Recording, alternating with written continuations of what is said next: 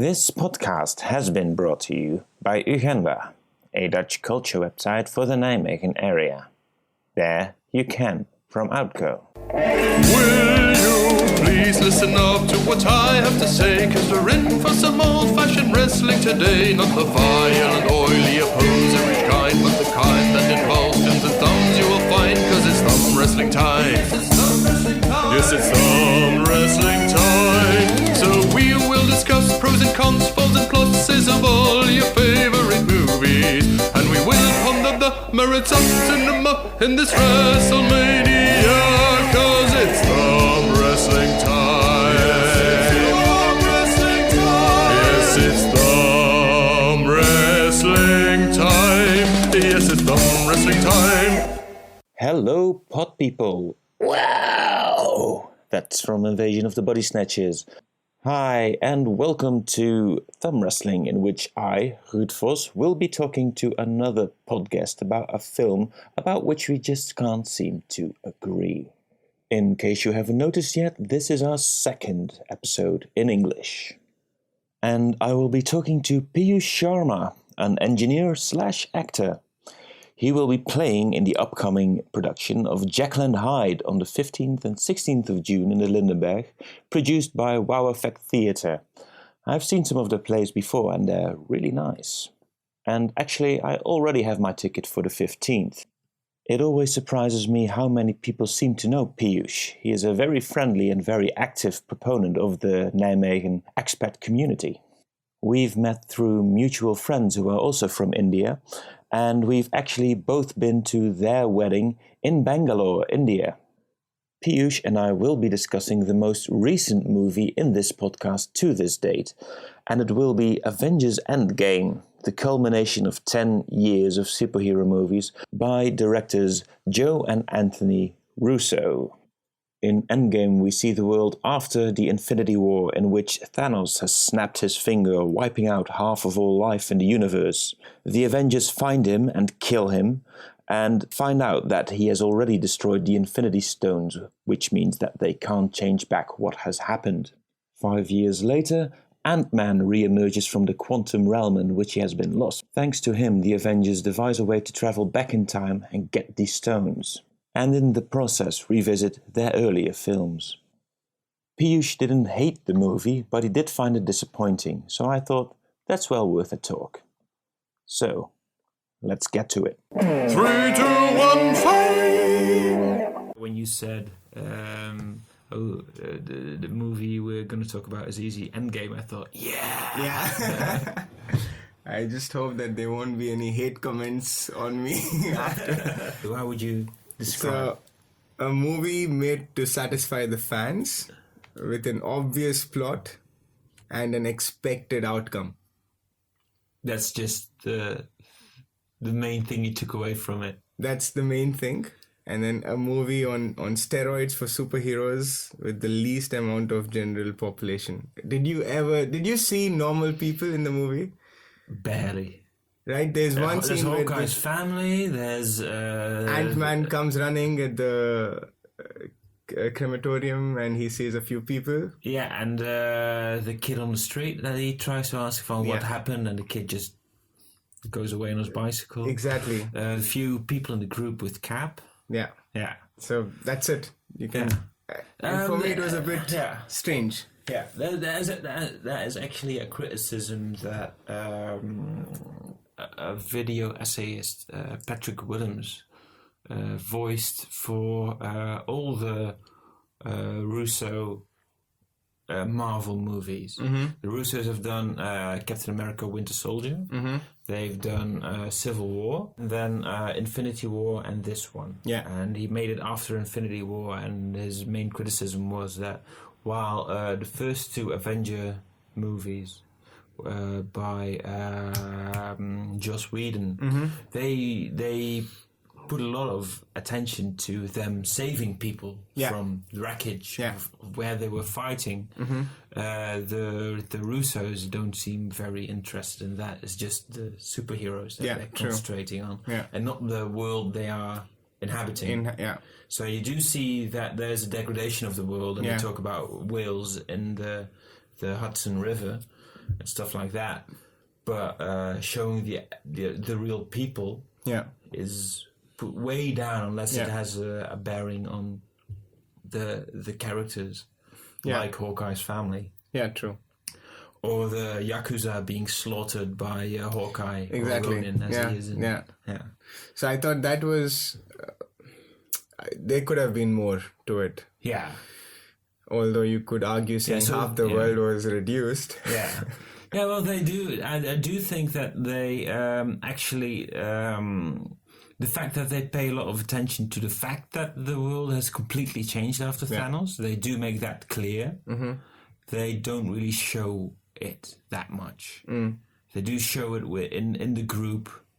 True. What the bearings it has on the guy who's actually played by one of the directors, and just one of the two brothers. So half of the people who's been only he's left. That's kind of an interesting touch to that.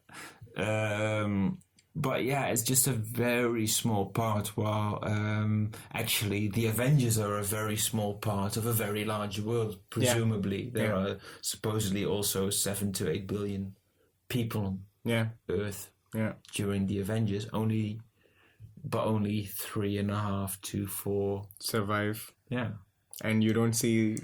You don't you see almost none of them now. Yeah, true. When I saw this movie for the first time. What was the first time that you saw Endgame? It was very recent. Yeah, I watched it on the Sunday. Yeah, the first Sunday that it came out. Yeah. Where?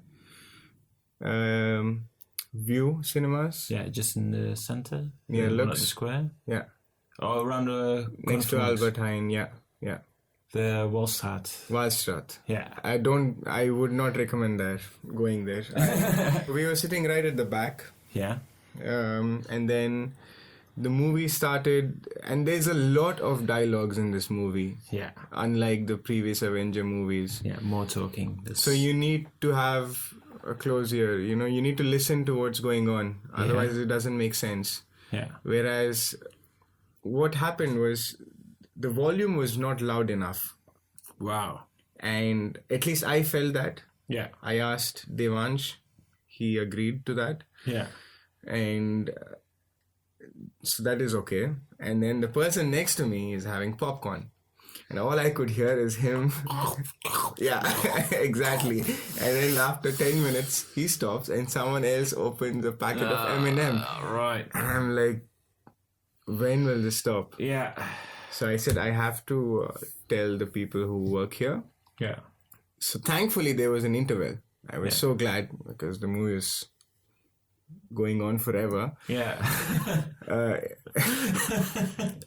Yeah. And I'm also used to having intervals in India, so for the movies, because we have longer movies. Yeah, it's a good thing you didn't go to Pathé because they don't have intervals. Exactly. So the first thing I did was I went and told them you should ramp up the volume. Yeah. Because it should be even louder than this. Exactly. I'm not at home, I'm in a movie theater. Mm-hmm. And then they did. And it was fine, it was better. But then it spoiled some of my experience. I can understand that, yeah. But you're not blaming the film, it's just... No, that was separate from the film. Yeah. But yeah, it couldn't have... It must have added to the definitely added to it. You were disappointed, you said. Yeah. Why? Why were you disappointed? I presume you saw Infinity War? Yes. You did like that one? I loved it. You loved Infinity War? I loved Infinity War, and that's why I think I was a bit disappointed. Yeah.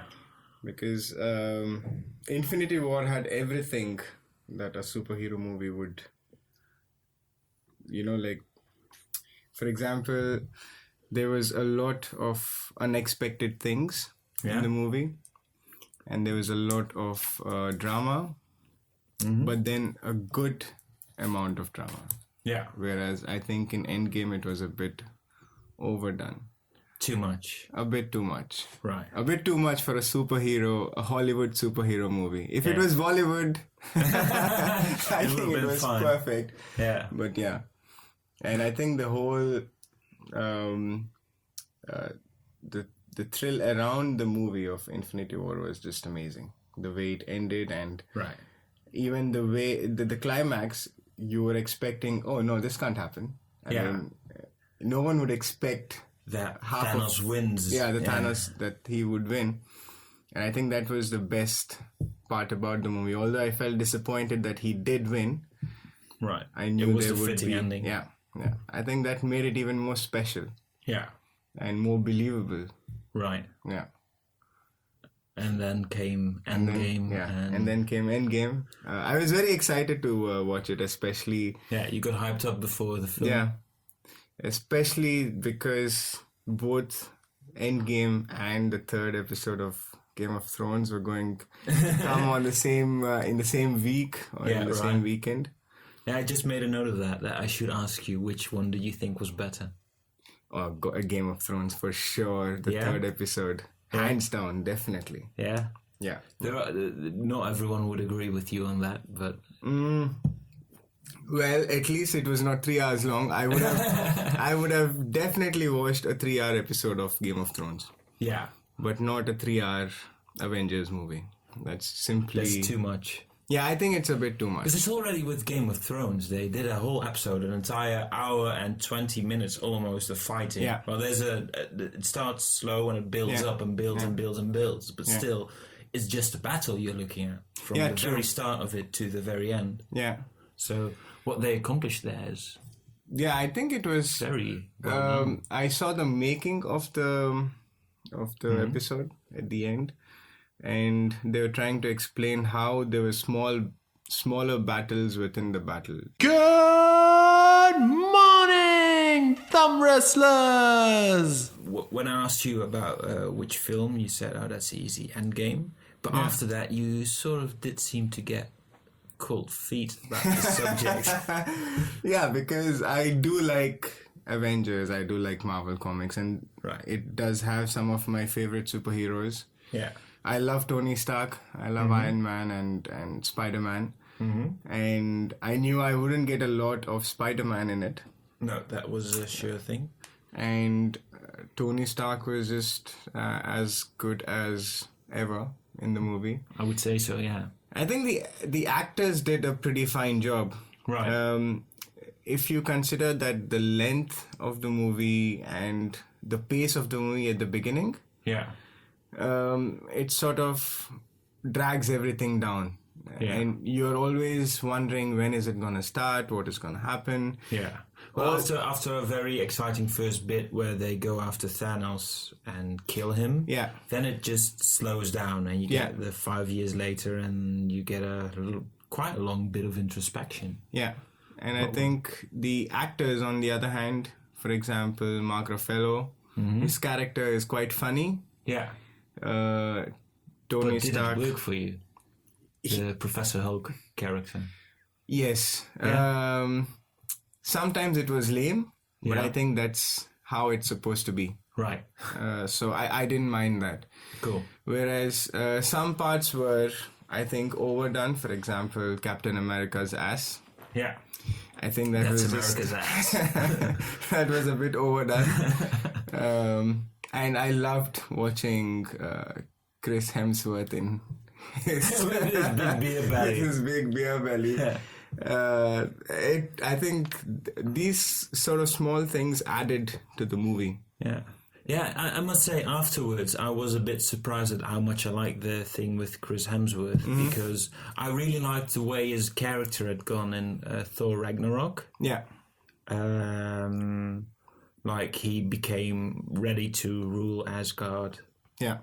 Become their king in a good way. Like he got his confidence really in that film. Yeah. But after that, he just loses everyone. True.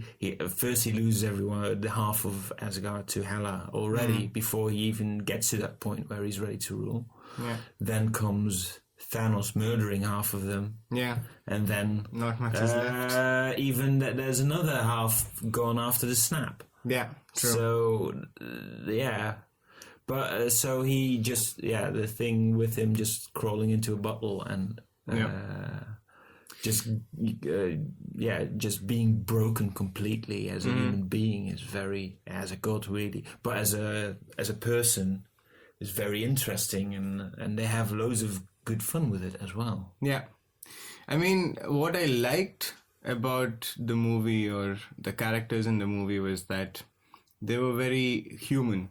Yeah. Human-like. For Yeah, example, because you didn't dislike the film, right? It's more like you were disappointed. Yeah, I was more disappointed than disliked it. I don't hate the movie. No. But I was expecting much more, especially after Infinity War. I was like, how can they up the game? Yeah. And I think they failed to do that. Right.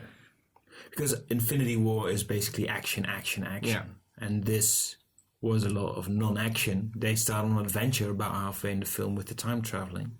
Yeah. But it's not the same action-heavy beat as the other Avenger movies. Yeah. I mean, I did not mind, as I said, how the characters were portrayed. No. But that's my personal opinion that they sort of dragged it a bit. Too much. Yeah. You can take the first 45 minutes and I would say it could have been reduced to 15-20. Yeah. And especially also after the war. Yeah. I was like, okay, done with the war. The world is saved.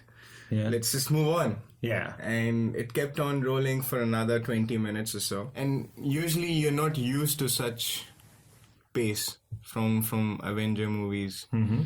They're always a bit snappy and fast-paced. Yeah. Even the dialogues are quite, like they're small punchlines instead of a monologue or a dialogue. Yeah, it's not really a conversation they're handling, and they're just doing one-liners and and you see being witty all the time. Yeah, and that's the thing you want from it. Yeah. Yeah. They should have stuck to the things which actually worked. Scarlett Johansson crying and I do understand, but then and it is a setup for her end scene. Yeah. But it's a bit too much, maybe. Yeah, it could have been avoided. I mean, you can always argue. I'm sure the filmmakers, it's not an easy job. No. And they definitely have good reasons to put it in. Yeah. But they should also think of the audience on the whole. Yeah. I mean, my takeaway from the movie, as you asked, was that it was like I could actually compare it to a Bollywood movie. Right. The drama and the emotion and this build up. Right. Although you know what is going to happen. Yeah. So it was a very... Well, yeah, they have a big situation to solve. How do you say it? Just twist around back again. Yeah. And you know that probably they're going to do it, because otherwise, how are they going to explain in a second Spider-Man movie? Yeah. Which has been announced.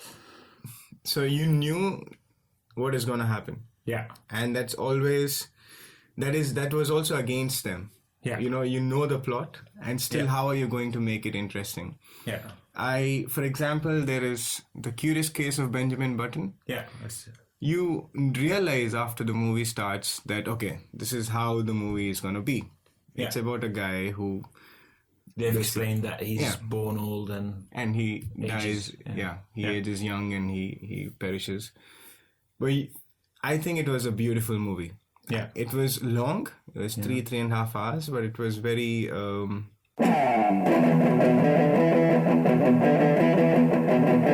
Fact check Norris. Fact check Norris here. The 2008 movie, The Curious Case of Benjamin Button, by director David Fincher, is only 2 hours and 46 minutes long. Fact check Norris out. I never felt bored. And a lot of people did not like it because of the length of the movie. Yeah. But in this case, in Endgame, you also had... it was a long movie, but there were times where I was thinking, okay, just move on. Right. Move on, get it going. Yeah. And we know this is going to happen. You also told me when I went to the second time, you have some patience, my friend. And my first gut reaction was, but you're used to Bollywood movies. What Exactly. do you mean? They're often even longer than 3 hours, aren't they? They used to be at least 2.5 to 3 hours. Right. But not anymore. Okay. But that's the reference I was making, that we had movies which always used to be 3 hours, but we have entertainment in the movies. Yeah. And this was lacking in entertainment. Yeah. The only sort of entertainment was these small comic relief which was in between. And even some of that was made me wonder, am I watching a spoof of the movie or am I actually watching the movie? Right. Because the whole scenario where... It's interesting why you would have a spoof where there's even less fun than in the real thing. Yeah. So, for example, when the whole picture or the idea of time travel comes along, Yeah. and they're discussing that, hey, haven't you seen this movie, or Back to the Future, or they give all sorts of references, Even Die Hard. And they argue on that. So it made you laugh at that point, but it was probably because it was lame. Yeah. At least that's what I thought. Yeah. And I was wondering, okay, if Tony Stark has come up with an idea to time travel, Yeah. which he did so fast. Yeah, that is also another thing which sort of bothered me. Right? Because that went too fast. Yeah. But then, he's a smart guy, and I like him, so... But I agree. It I was like the pretty scene quick. where he just against his own will, he can't get the better of himself. Yeah. And he just thinks it up, and then has the computer, just try it, and then, hey, it works. Yeah. And the scene also with his daughter about the ice lollies. Yeah. I really like that as a character building moment. True. I think that's what I loved about the movie, is about the characters Those themselves. interactions, yeah. Also, that's also another part that some people disliked. And they would have said if you cut something from the film to cut some time, you could cut the scene between Tony Stark and his father, Howard Stark. Oh, I wouldn't do that. No? I loved the scene. If, for example, I was then in the realm of if time travel was possible, and if I could go visit my dad in his younger days without him knowing who I am, and if I could relate to how we are both quite similar in a lot of ways, I think that was very nice. Yeah. Especially it was just a walk from like 7 minutes. Exactly. Where he meets and he comes out. Yeah. So for me, it was okay. And I really like that scene as well. And I think... But also, it really fits with his character arc along so many films. Yeah. Especially from Infinity War, where becoming a father really turns into a subject, which was already hinted at in Spider-Man Homecoming. Yeah. Where he's sort of a father figure for Peter Parker. Yeah. And that becomes a real thing. And it comes, full circle here, where it can actually... not even get advice from his father. Yeah, true. But relate his own 5 years of father experience and that he has with Peter Parker maybe to his own father with whom he has many, many issues. Yeah.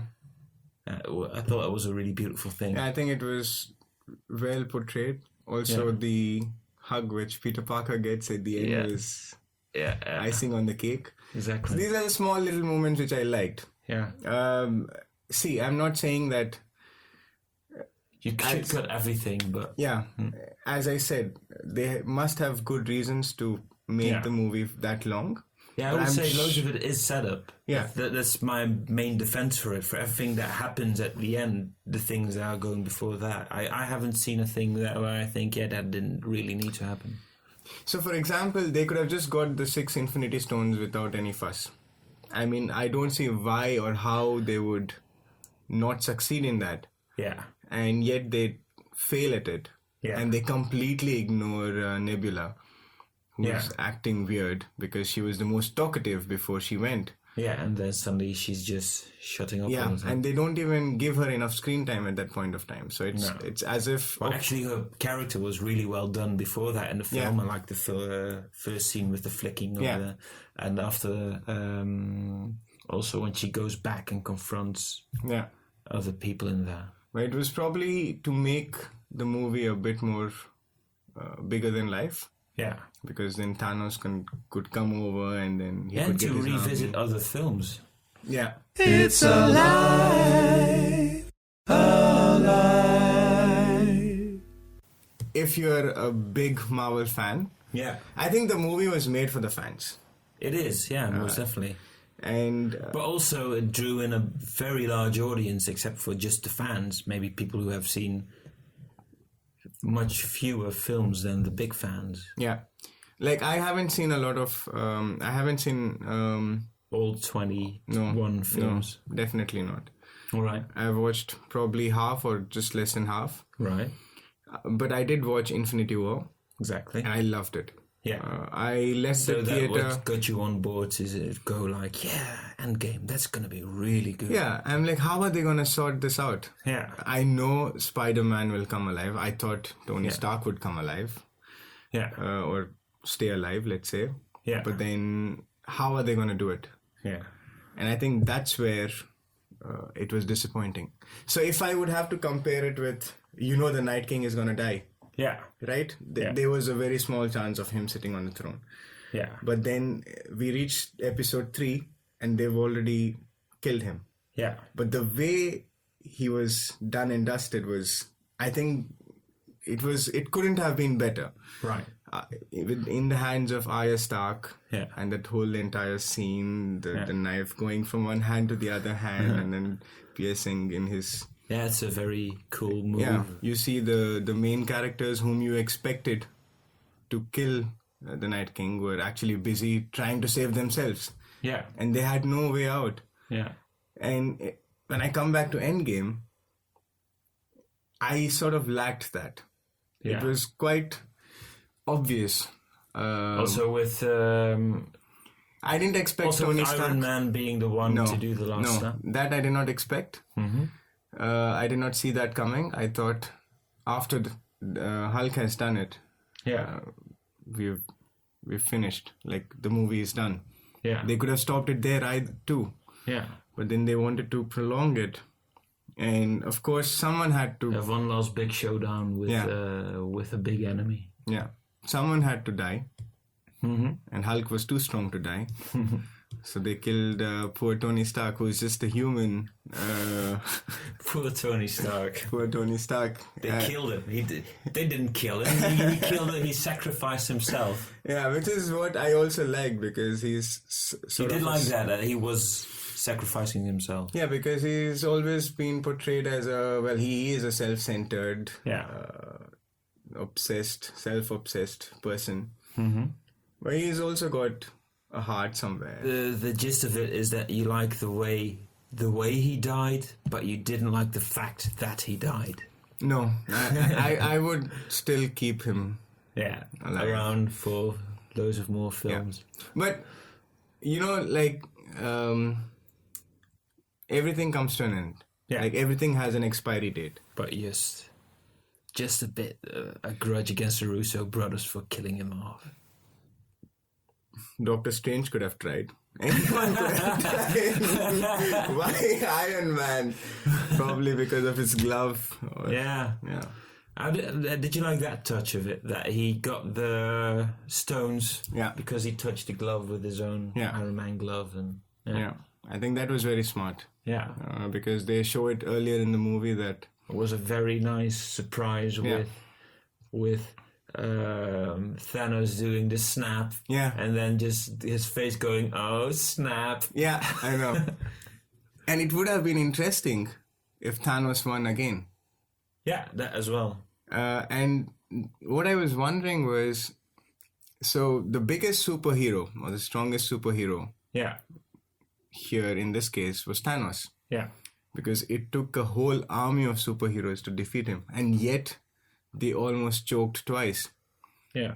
So that was quite interesting. And if you look from Thanos' point of view, I think he was doing the world a good deed. For his point of view, yeah. From his point of view. Yeah. That's what he thinks. That's what he tells himself. Yeah. He thinks everyone should be grateful for what he's done. Yeah.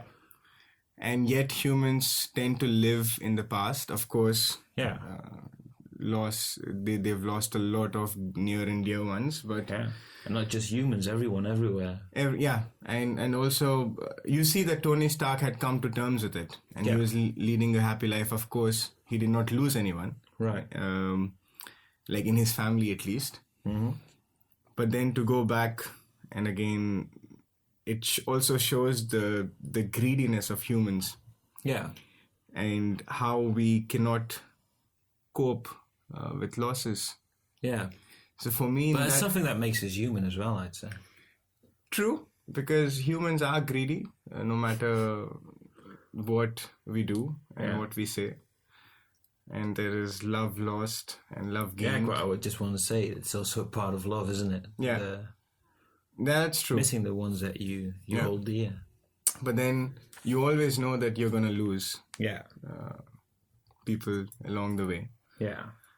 So you could also argue from Thanos' point of view that he was undone because he fought a fair war. Yeah. He won it. Yeah. And they go back in time and screw him up. Yeah, and it's a past version of himself who tries to solve the thing that he hasn't done yet, which confuses things even worse. Yeah. Because it's a different version of Thanos Yeah. than the one you get in Infinity War, and it's made pretty clear. He also reacts quite differently to certain things. He seems to be a bit more of a bastard in Endgame. True, at the end, because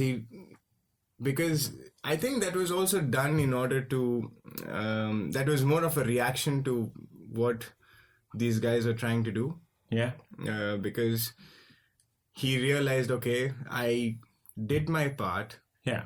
for this particular reason. I did my part, but my future me did my part, and he succeeded. Yeah, and he was absolutely fine him being killed, Yeah. right? Yeah. So he was selfless in those Even terms. his past self says after he sees himself being decapitated, that's destiny fulfilled. Exactly. There's no grudge against that. Yeah.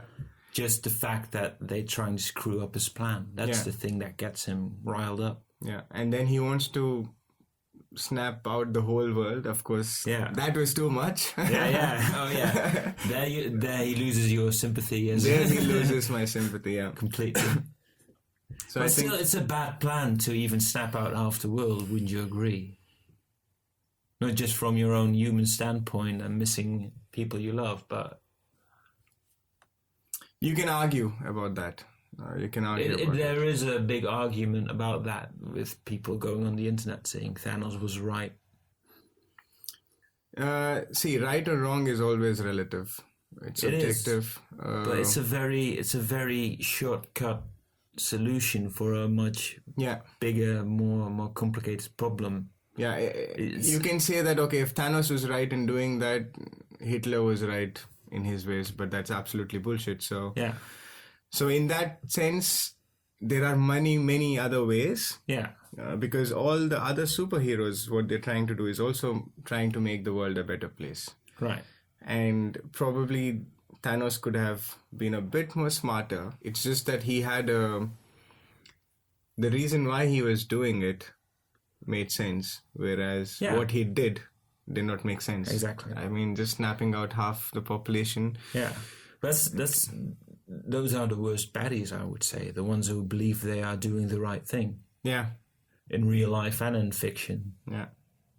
Giving someone a code to act upon, that's a very powerful thing to...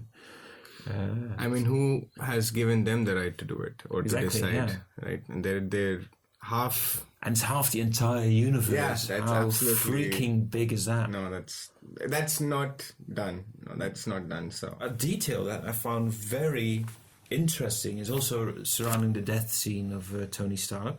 Yeah? First you get Thanos, and before he snaps his finger, he says, "I am inevitable." Yeah.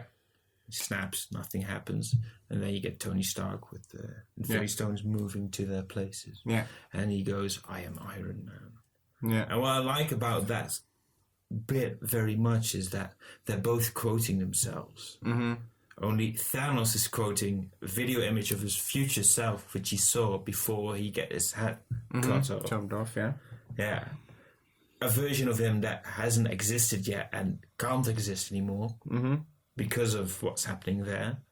True. While Tony Stark is quoting himself from earlier in his life. Yeah. He is that same person that he is quoting. So I thought there was something very interesting in that. Very, probably unintentional, but the Thanos is not the Thanos that succeeded in his plan. No. And that is a very interesting thing. Yeah. And I think in that sense, Tony Stark was the only one possible, like the only one who could actually do it. Yeah.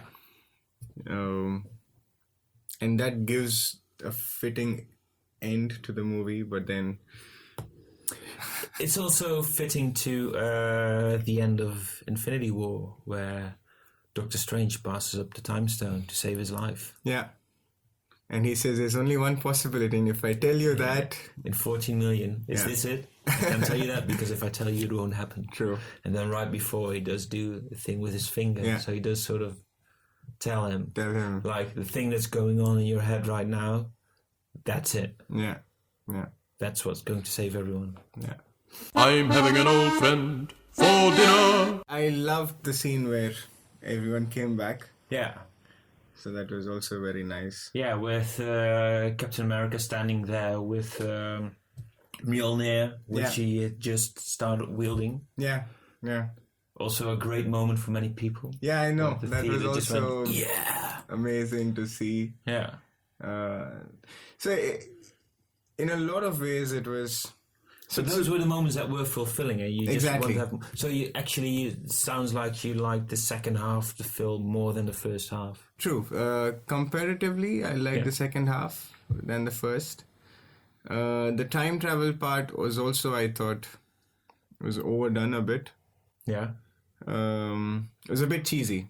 Yeah. But it was nice to see a few glimpses of the past movies and how they realized, and I'm going to get fooled here, so I'm not going to do the same mistake. Yeah.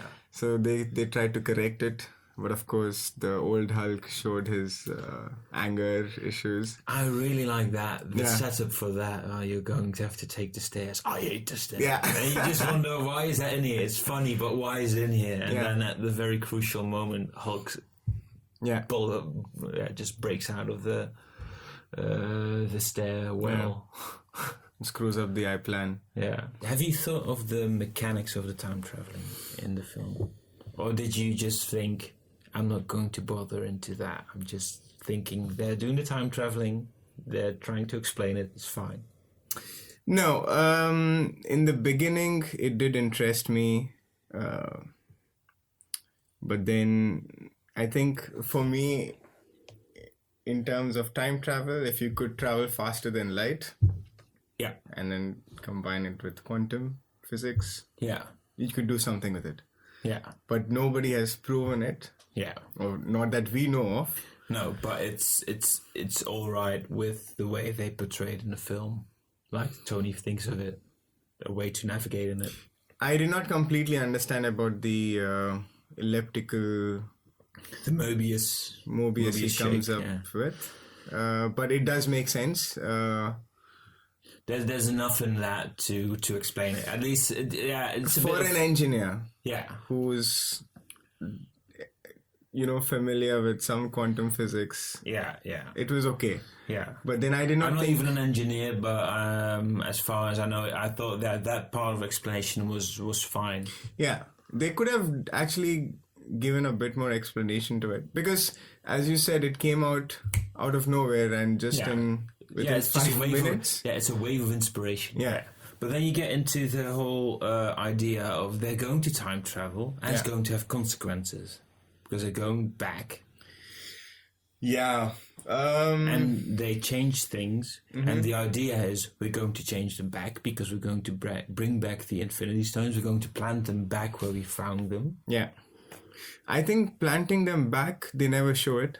They just... No, it's just Captain America going back in time and not returning. Yeah. So he's brought back all the Infinity Stones. Yeah. but he's not returning to the now. That's that explained away. Yeah. But, and this is a big but,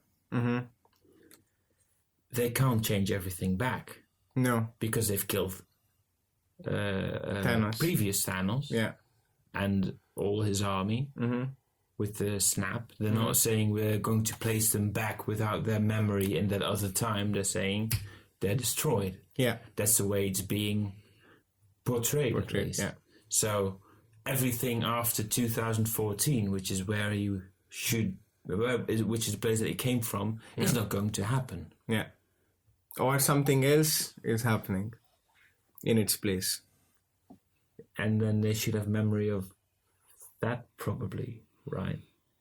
Yeah, there is. There's also the thing with Steve Rogers going back in time. Yeah. So he should have hidden. Otherwise, people should have known. Or is it just that everyone who's standing next to the time machine isn't affected by the fact that he's travelled back and has lived a full life in the open, and that's just not in their memory because they're operating the time machine? Yeah, because when he would have, let's say if he went back, there would be two Steve Rogers, right? At least for... Yeah, well, the one is in the ice and he's walking around in the open, yeah. So... In the late 40s, early 50s, somewhere around that. And this is the third one, which is even more difficult to explain away. There is still the situation that they've left in 2012, where they fucked up with Loki. Yeah, true. And Loki's disappeared with the Tesseract. Yeah. The cube-looking Infinity Stone. Yeah, yeah. And how they're not even addressing that Captain America's also going back to try and fix that. Yeah. He's just putting the Tesseract probably back in the 70s where he found it. So is there still a Loki going around somewhere with the Tesseract? Which is exactly at the point where Hulk has convinced the Ancient One from Doctor Strange, I'm going to bring it back and everything is going to be all right. Yeah. That's where the timeline starts being jumbled with. Yeah. And it's also, already not the universe that he promises that they'll return to. Also, Loki doesn't come back. No, he just disappears with the Tesseract. Because he's gone. He's doing evil things. Yeah, probably. It slipped out of my mind. Yeah, but it slips out of most minds, probably. Thanks for helping me. Thanks for making my point for me. You're doing my job. Yeah, I'm comfortable with this. Yeah, I think there are always gaps between how you would handle time travel. Always. Because they were 5 years ahead. They go back. Yeah. But they come back again. Yeah. So Infinity War is 2018. Yeah. They go 5 years into the future. So 23. 5 years back. Yeah, it's 2023. Yeah. Although you could argue that once they snap everyone back, they might revert to the time to 2018 to make it understandable for all those who've missed 5 years, and the other 50% will probably go, yeah, those 5 years was shit, let's not count them. I think so. There is Peter Parker who says he just snapped and I just disappeared, and that's where the memory stops. Yeah. So what happens is probably everyone has moved to 2018, including these guys, the Avengers who existed in the future. But everything that's happened in between will still have happened, so that's why Iron Man still has his daughter. That was one conflicting point. I was wondering, how does he still have the daughter? And they're not going back. It's just everyone who's coming back. Is after coming back 5 years. After 5 gap. years, that's the deal with Iron Man, because he doesn't want to lose his daughter. So then the theory would be that Ant-Man, who's been in the quantum realm for 5 years and he's come back. Yeah. It seems like a few seconds for him. 5 hours. 5 hours. Yeah. So it's the opposite of that, right? Because people have... You could say so, yeah. people have gone and come back. Yeah, and for After them 5 nothing has years. happened, but all the other 50% who've remained, Yeah. they've had 5 years extra, Yeah, they've which they aged. don't want to think back to. Yeah, And they're probably still scarred by it in a way, yeah. but not as much anymore now everyone else is back. Yeah, so I think this is an open end. Yeah. You can, of course, come up with ridiculous theories. Yeah, well, for I already know that for the new Spider-Man film, Yeah, where all the classmates of Peter Parker are in there, yeah, same age, yeah. they've devised that they've all been snapped out of existence, Okay. and they've come back. All So of that's- them. Yeah, all the main characters that they want to keep for Okay, the sequel, okay, who should be the same age. Yeah, yeah. Like his friend Ned, and I think Tony Revoloni is also playing Flash Thompson again in Yeah. the new one. So, and MJ, Yeah, they're all the same. Yeah, Zendaya, they're all the same actors. So they've been away for 5 years. They come back. yeah. Yeah, it's a bit absurd. It's a bit absurd. It's a bit of a absurd. stretch, but it's possible. It's a roll of the dice, you know. If it needs Yeah. that, it needs that. That's all right. It's a bit unfair, but Yeah. at least they get everyone back. At least they didn't have 5 horrible years. So the people who actually got snapped Yeah. were at an advantage because they're still 5 years younger to the people who weren't Yeah, snapped. most definitely, yeah. So they would And live didn't 5 have years They didn't longer. have 5 years of misery. Yeah. It's always worse for the people who stay behind. Well, I hope they listen to this podcast and come up with a good reason for that. Help me, Obi-Wan Kenobi. You're my only hope. What do you think about the last 20 minutes of the movie after Tony Stark dies, and then there's this whole 15 minutes of Goodbyes. goodbyes and what happens to Captain America? And I actually like what they did with Captain America. I thought it was also well set up within the film. Mm-hmm. But a friend of mine with whom I went to the film, he said, yeah, I think that if he is going back, then he's going to stay in the 50s, probably. And I hadn't thought of that. So for me, it was a nice little surprise. yeah, and he doesn't reveal it either. So Before he goes back. no, after he comes back, Yeah? he doesn't say he keeps it a secret, right? He doesn't tell what happens. To everyone. No, yeah. I would think that people would know. So it's one of those things where time travel is a bit difficult to. Yeah, maybe another Get Captain right. America movie. Otherwise, he would be just living in secret Yeah, true. for 70 years. Yeah, it's a long time. Yeah, I would think it's almost impossible. Yeah, I think there are a lot of people who've done that. I actually saw a Bollywood movie. Yeah. I think inspired from a true story based on an agent who goes to Pakistan, wins their trust, and stays in Pakistan for his entire life. It's called Romy Akbar Walter, and he basically spends his entire life as a disguised spy. Yeah. So I think 70 years is still possible. It is possible, probably, but it's yeah. also a very huge price to pay for Yeah. just being with your loved one. True. And she clearly won't give up her life because she's director of an army unit Yeah. connected to S.H.I.E.L.D. Maybe they'll make another movie of it.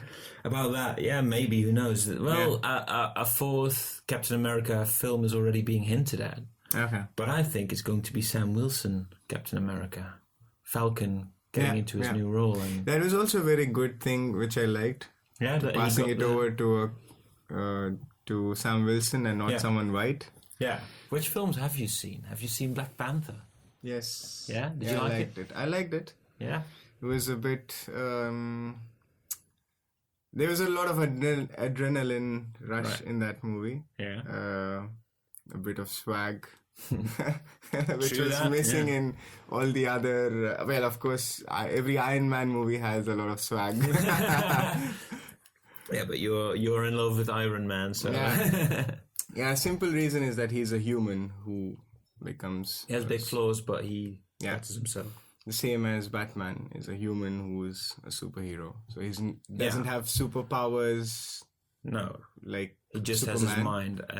Just Batman uses it in different ways than Iron Man. But yeah, there are many similarities, like loads of gadgets that they true. make to fight crime.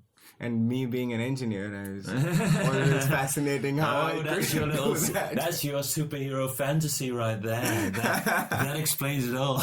Yeah. I can dig that. Cheers.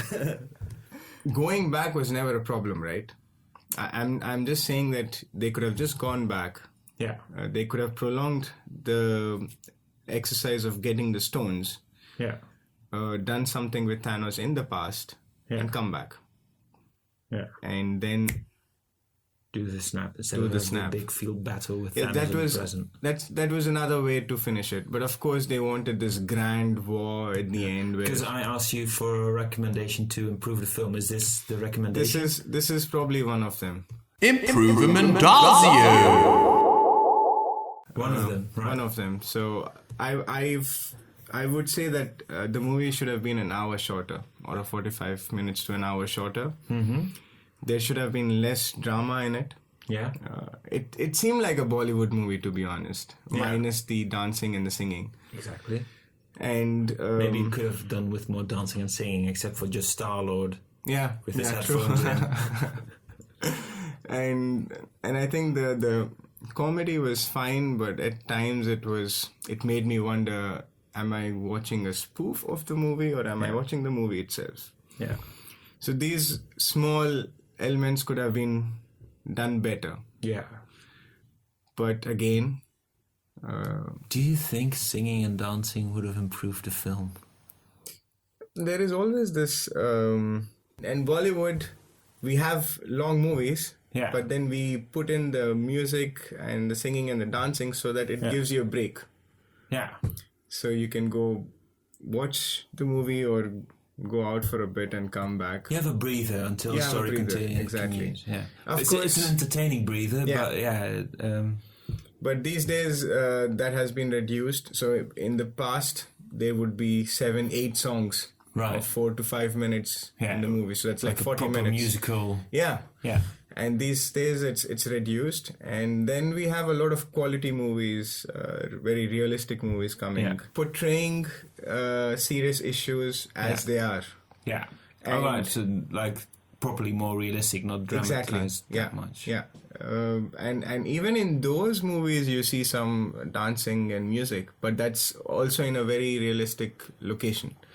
Right. So if you go to a bar, there is a song going on. Yeah. Or if you go to a performance, so there is a dance performance or something. So more of that sort. Oh, right.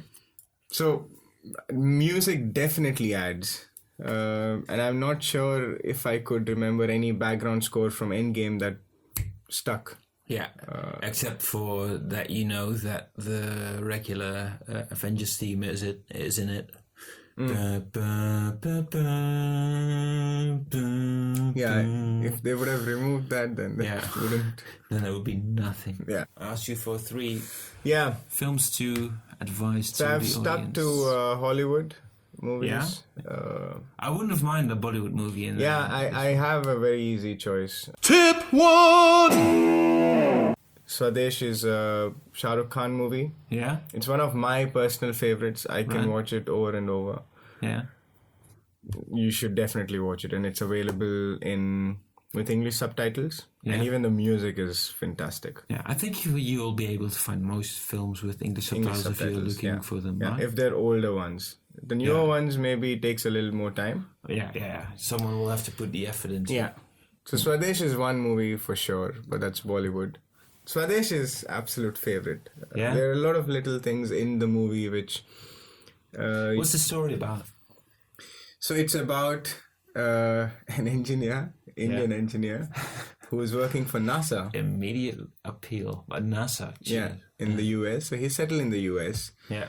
And he's an orphan. So he loses his parents when he's a child.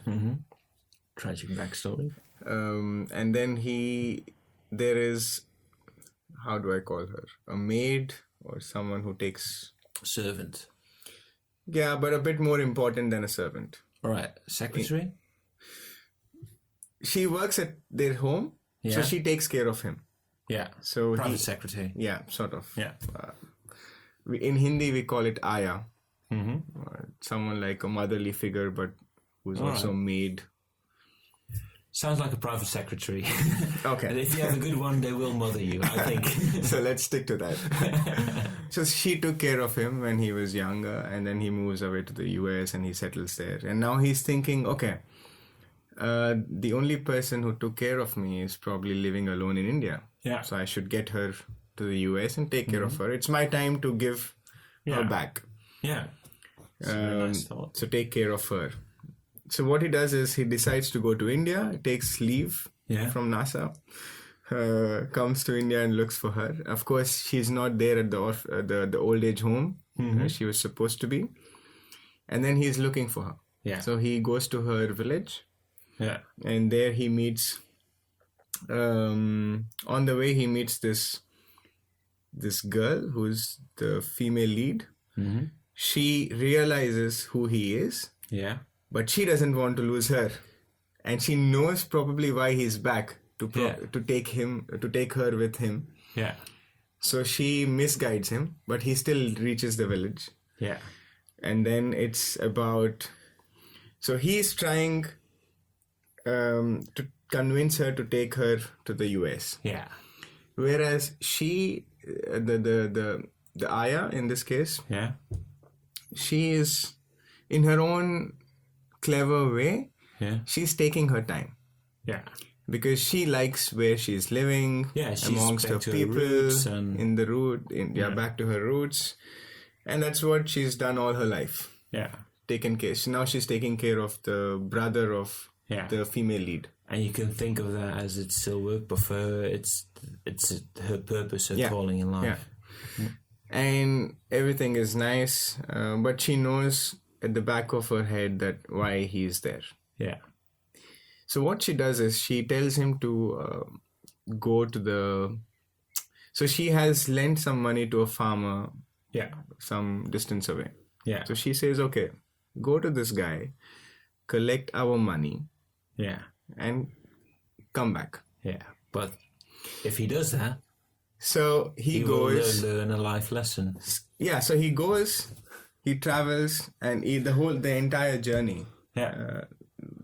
And it's like 45 minutes or half an hour of that part. That itself touches him and teaches him a lot. Yeah. But even the movie is based around all the Indian... Let's say we have a lot of superstitious beliefs, caste system, untouchability. It addresses all these issues, and it does it in a very good way. Loads of social commentary. The whole movie is filled with that.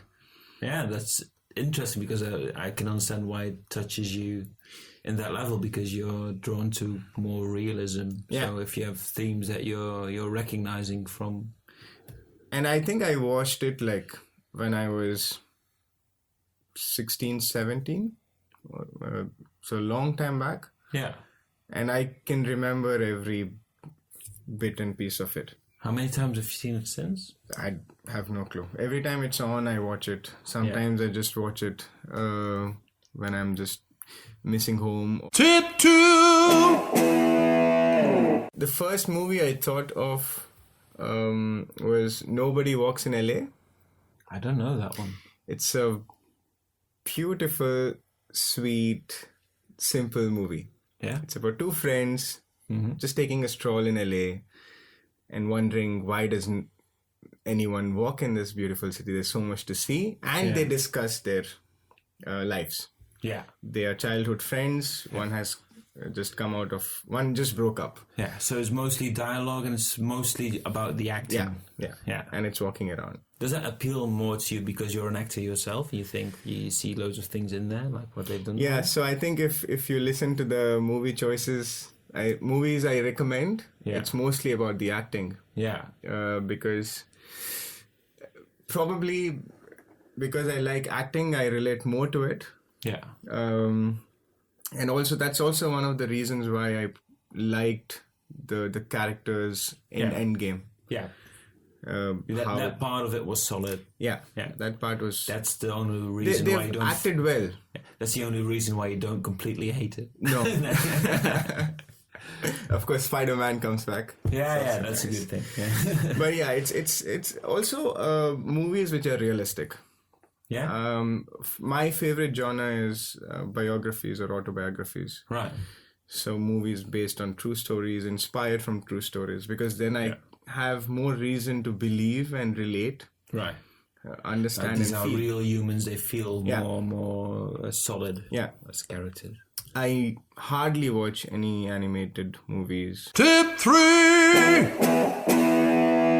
I would say 12 Angry Men. Oh, yeah. Again, a very simple movie. It's about, the name says it all, 12 Angry Men. Yeah, 12 jurors in a room having to make a decision about a main and it case. was just in a courtroom. And they don't even go to the flashback of what would have happened. I am going to ask you this, and it's probably me being purposefully oblivious of a very obvious choice, but you are talking about the 12 Angry Men from the black and white version. Yes. Not the TV movie in color. No. The old one. Yeah. Back in the days when I was studying in the university, we used to have hard drives. Yeah. With a lot of movie collections. We'll collect it from all the friends. Yeah. And it's one of those classics that people will say, yeah, you'll have to see this. Yeah, it was just in my hard drive in one of the folders. And I was just scrolling through it and I said, okay, let's just watch this one. Yeah. I mean... So you watched it with a group? I watched it alone. Okay, yeah. I just put it on and I think it was quite intriguing right from the beginning. Yeah. And I wasn't even doing theater back then, but it's just quite captivating. It's so simple. Yeah. There is not too many elements or parameters to the movie. No, it's just in one room. Just in one room. Most and I think it shows how we as humans can, be fickle-minded and we have our own prejudices which we try to force upon people. Yeah. So it's the point of view and the philosophy. And if someone tells us this is the situation, we're also very vulnerable to just follow it and not think critically about it. And so it's also already a very interesting point to start with one juror saying against 11 others. Yeah. I'm not completely buying this. We should think about it more. I'm not saying that he is not guilty, but I think we should explore this more. Yeah. I mean, as humans, it's very difficult for us not to judge. Yeah. First impressions count for a lot. Yeah. And it's very difficult, even in our day-to-day lives, not to judge people. Yeah. Just to have that neutral mindset. Yeah. And not to judge people. I try it myself, but I fail a lot of times. Sometimes I succeed, and I'm proud of those moments, but it's quite difficult. And so we fought and we battled, yes, we beat each other up. Both of us tried hard, we both failed. Yes, I had you by the thumbs, but neither of us won. Only the love for cinema prevailed.